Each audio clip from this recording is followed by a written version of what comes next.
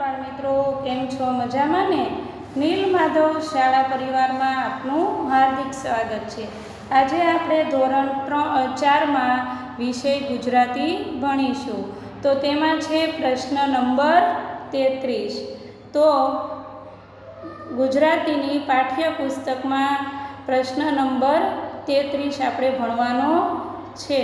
Page number 20, ધોરણ 4 પાઠ્યપુસ્તક, page number 20, પ્રશ્ન નંબર 33. બાળક ચાલતું થાય તો તેને પગ આવ્યા એમ કહે છે. બાળકને પગ આવતા પહેલાં અને પછી શું થાય તે માટેના વાક્ય બનાવો.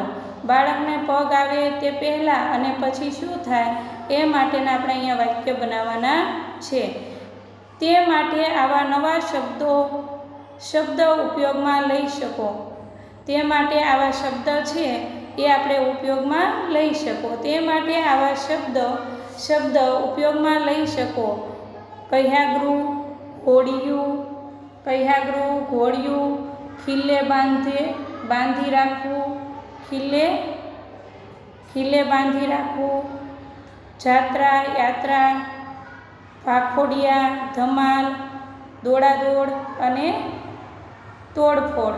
આવા શબ્દોનો ઉપયોગ કરી આપણે નીચે વાક્ય બનાવવાના છે. બેન ભાઈને પગ આવ્યા. તમારા ભાઈ કે બહેનનું નામ લખી શકો. તમારા ભાઈ અને બહેનનું જે નામ હોય એ તમે બાળમિત્રો અહીંયા લખી શકો. પહેલું વાક્ય, રુદ્ર ઘોડિયામાં સૂવે છે. આ સિવાય પણ તમે આ શબ્દનો ઉપયોગ કરી ગમે તે બીજું વાક્ય પણ બનાવી શકો છો. રુદ્ર ઘોડિયામાં સૂવે છે. રુદ્ર દોડ કરે છે, તેથી તેને ખીલે બાંધી રાખે છે. રુદ્ર પગ આવતા બધું તોડફોડ કરે છે. પ્રશ્ન નંબર 34. વાંચો, મજા કરો, સમજો, સમજાવો. પ્રશ્ન નંબર 34. જો અહીંયા એમ લખ્યું વાંચો, મજા કરો, સમજો અને સમજાવો. અહીંયા લખ્યું વાહ, અરે અરે. બરોબર. આ ડાગલું છે. ઓહો ના. કાંઈ ભૂલ થઈ હોય તો કે ઓહો ના. કાંઈ એને મજા આવી હોય તો કે વાહ, અરે અરે. આમાં આપણે શું થયું? જાદુ. અહીંયા જાદુ આપેલું છે અને મજા કરો. પ્રશ્ન નંબર 35. હસીએ. ચિંટુ ડૉક્ટરને શું તમે દુખાવા વગર દાંત કાઢી શકો છો? ચિંટુ ડૉક્ટરને શું કહે છે? શું તમે દુખાવા વગર દાંત કાઢી આપો છો? ડૉક્ટર: ના ચિંટુ, હું કાઢી શકું છું. ડૉક્ટર: કેવી રીતે? ચિંટુ: હી. લગભગ. પ્રશ્ન નંબર 36. લગભગ સરખા. આઘું તો દૂર. અહીંયા સમાનાર્થી જેવા શબ્દ આપેલા છે. સૂપ ચડવી એટલે અતિશય અણગમો થવો. ખાબોચિયું, પાણીથી ભરેલો ખાડો. ભીંજાવું એટલે પલળવું. નિરાંત એટલે ફુરસદ. કરચલી એટલે કોઈ સુવાળી સાફ વસ્તુ સંકોચાવાથી.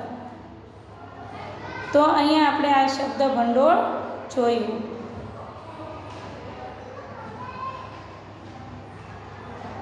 કમાલ તો કે નવાઈ ઉપજાવે એવું, ઘણું સારું. ફાકડું એટલે કે રસિક અને ફક્કડ. કડક એટલે કઠણ. આકરું, કડક એટલે કઠણ અને આકરું. સંચો એટલે કપડાં સીવવાનું મશીન. અતિશય એટલે ઘણું જ પુષ્કળ. હરખ એટલે આનંદ. ધાબવું એટલે ડાઘો, છાપરાને ઠેકાણે કરેલી અગાસી. છાકો પાડવો એટલે ગર્વ કરવો, રોપ કરવો. અવનવું એટલે નવી જાતનું નવતર. જાણકાર એટલે જાણનાર. ચોકઠું એટલે દાંતનું ચોકઠું. બારી કે બારણા બેસાડવા 4 લાકડા સાલવીને કરેલો ચોખઠો. ઘાટ. બચકું એટલે કરડવું તે. ગાયબ એટલે અલોપ, ગુમ થયેલું.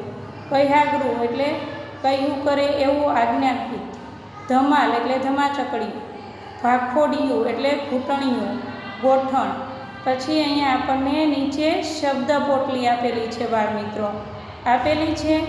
આ શબ્દ પોટલી તમારે તમારી જાતે, આપણે આ ઉપર જે શબ્દ જોઈએ ને આવા શબ્દ તમે બીજા પણ તમારી જાતે પાઠમાં આવતા હોય એ તમારે આ શબ્દ પોટલી તમારી જાતે પૂરવાની છે. પાઠમાં આવતા હોય ઉપર વપરાયા એ શબ્દ પણ તમે લઈ શકો અને અહીંયા તમારે એ શબ્દ લખવાના છે બાળમિત્રો.